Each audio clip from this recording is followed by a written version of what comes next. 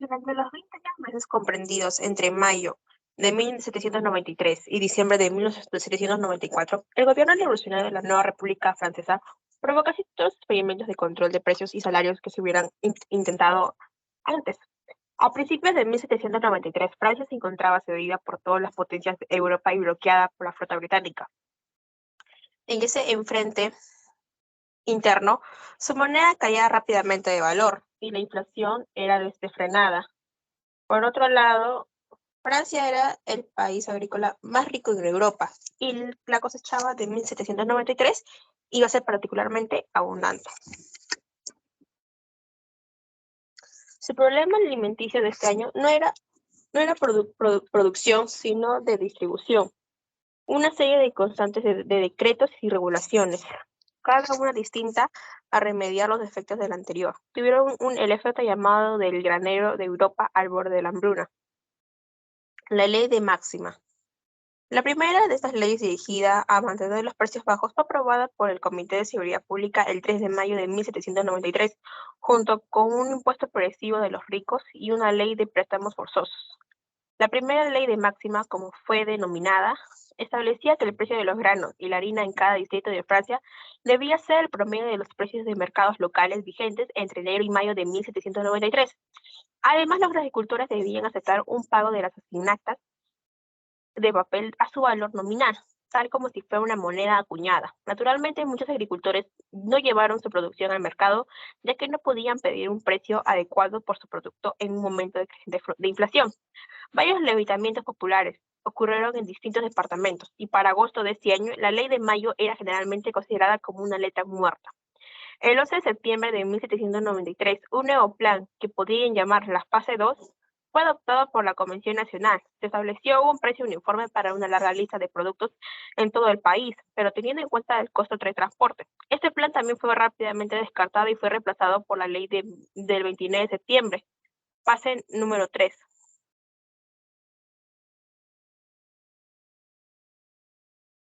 El nuevo sistema preveía que los precios debían ser fijados al nivel local de 1790 más un tercio. Un poco más de un mes se vio que este plan también era un fracaso, por lo que fue dictada una nueva ley el 1 de noviembre no se sabe de qué año, la fase 4. Este último intento de regular los precios fue más complicado que las fases anteriores. Los precios deberían basarse en aquellos de 1790 en un lugar de producción más un tercio, más un tanto por legua por el transporte, más 5% por la mayorista y el 10% para el minorista. A los gobiernos locales se les dio el derecho de obligar a los agricultores a llevar su grano a los mercados y a vender al precio fijado.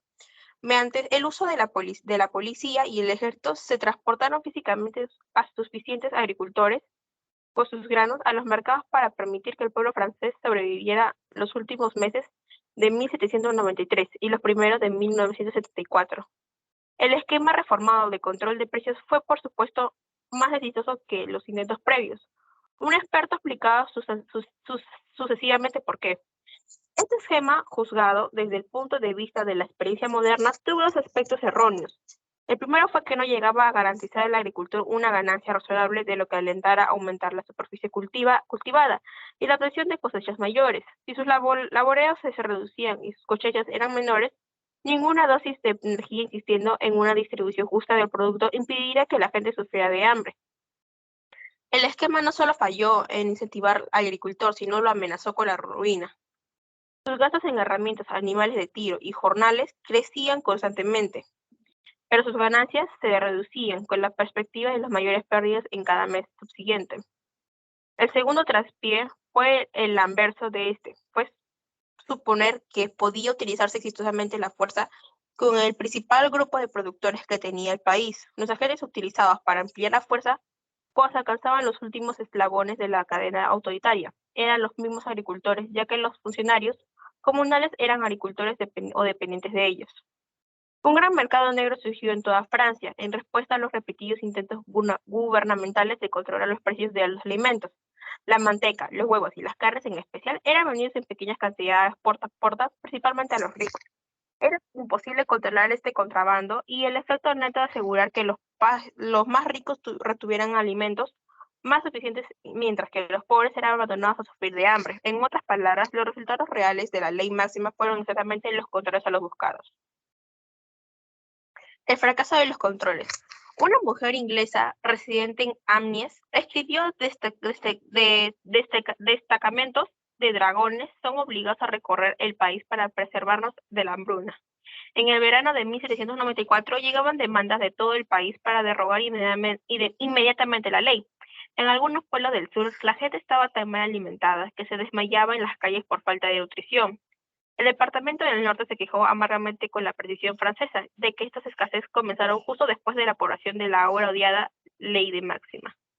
Se escribió en la Convención de París. Anteriormente nuestros mercados estaban aprovisionados, pero en cuanto fijamos la ley del precio del trigo y el centeno, no vimos más los granos.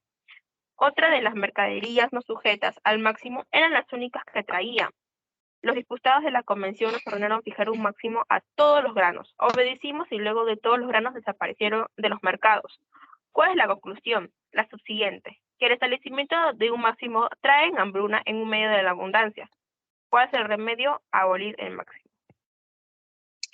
Los intentos de la República Francesa a controlar los precios de los alimentos estaban claramente destinados al fracaso.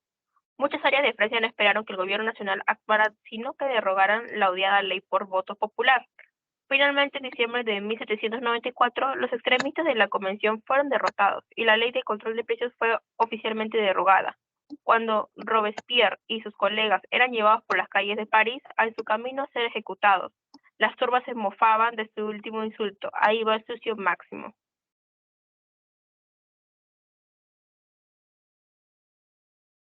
Capítulo 6. El siglo XIV. Dos ejemplos, un éxito y un fracaso.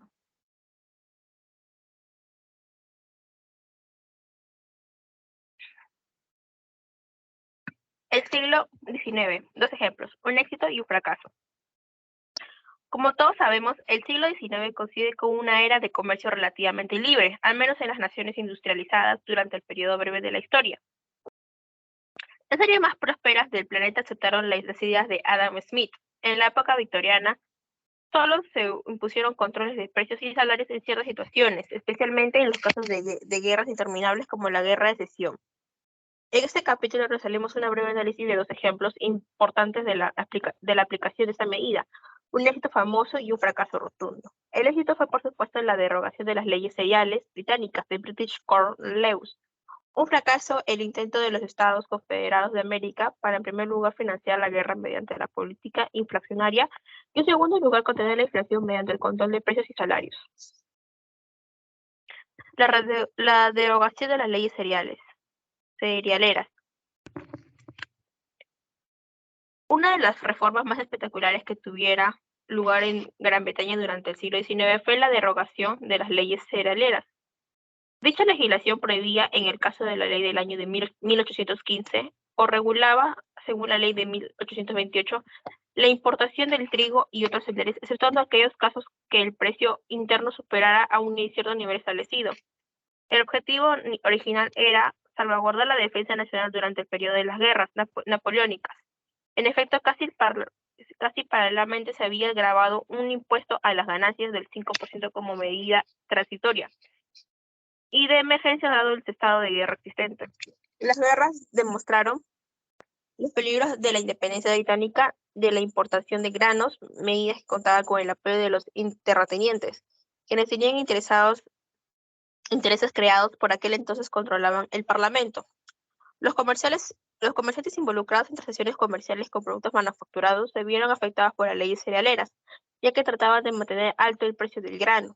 Esto elevaba el costo de vida a los trabajadores de todos los sectores de la economía. En consecuencia, la demanda de productos manufactureros disminuía y hacía necesario conceder un aumento de jornales mayor a la que hubiera correspondido.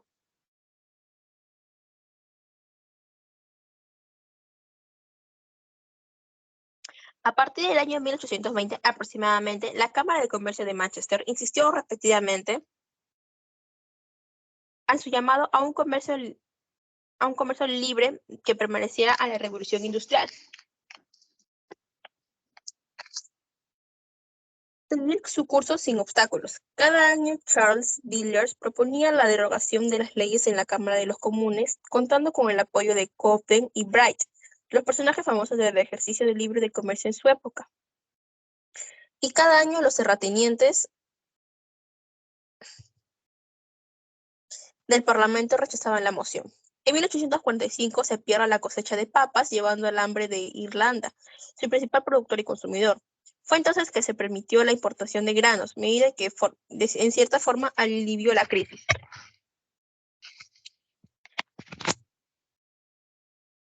Luego, Sir Robert Peel propuso la derogación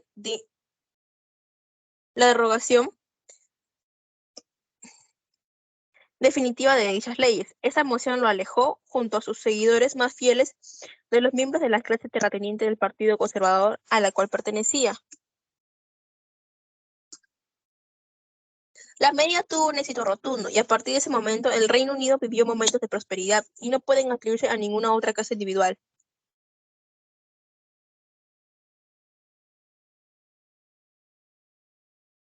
La inflación desenfrenada en la Confederación.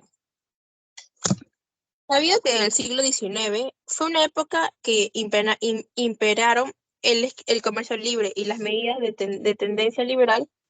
No obstante, en el continente europeo y en Norteamérica hubo una excepción notable en la regla general. La Confederación de Estados Americanos se encontraba en guerra, y un intento desesperado por detener la inflación puso en práctica distintas clases de controles de precios y salarios para detenerla.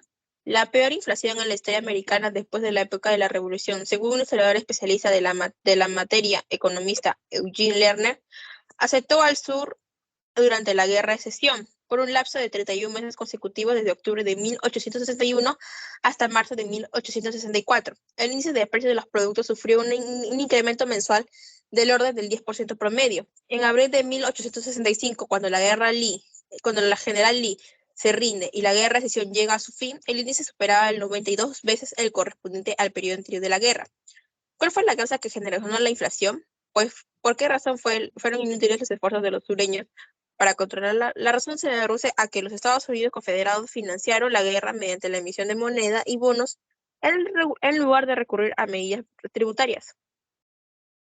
Durante el primer año de la guerra, dice Dodd, prácticamente no trató de implementarse ninguna medida impositiva para recaudar fondos, y el bloqueo impedía la recaudación a través de los impuestos aduaneros. Existieron numerosos factores que se hicieron a la recaudación impositiva a una medida política difícil de implementar.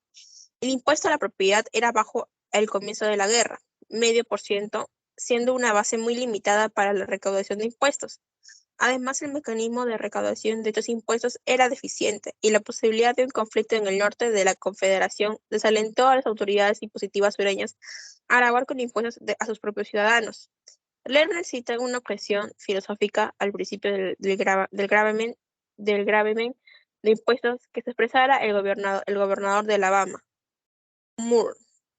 Probablemente otras personas compartían la opinión del gobernador, quien declaraba que la recaudación de este impuesto por el Estado continuaría una tarea onerosa y desagradable, ya que impondría al Estado la necesidad de hacer cumplir las leyes del gobierno confederado en perjuicio de sus propios ciudadanos. Entonces los estados confederados, que no tenían experiencia en administración monetaria, compensaron su ingenuidad con una energía considerable. Pasados 5 días de la sesión del Estado de Luisiana, en enero de 1861, las fuerzas del sur tomaron la Casa de la Moneda de los Estados Unidos en Nueva Orleans y confiscaron toda la reserva de metal que allí se encontraba. Esta reserva constituyó la base de tesoros de la Confederación, pero solo fue una reserva insignificante con comparación con los miles de millones de dólares en circulante que se emitieron en la Confederación durante la guerra. En septiembre de 1862 se promulgó una ley que autorizaba la emisión de los billetes suficientes para sufragar los gastos públicos. A partir de ese momento, el valor de la moneda decayó rápidamente. El gobierno se benefició con la situación inflacionaria, ya que podía cumplir con sus obligaciones contractuales contraídas cuando el valor del oro guardaba relación con el de los billetes, ya que comenzaba a sufrir una depreciación. Los precios se elevaban a medida que aumentaba la cantidad de billetes en circulación y por lo tanto la confianza de la moneda también decayó. En vano resultaron los esfuerzos sureños para mantener los precios frente a las presiones inflacionarias tanto fuertes. Los intentos de la Confederación para fijar precios oficiales a una amplia gama de artículos estaban predestinados a fracaso. La lista de precios fijos deberían reajustarse una y otra vez, por ejemplo, entre mayo de 1863 y marzo de 1864.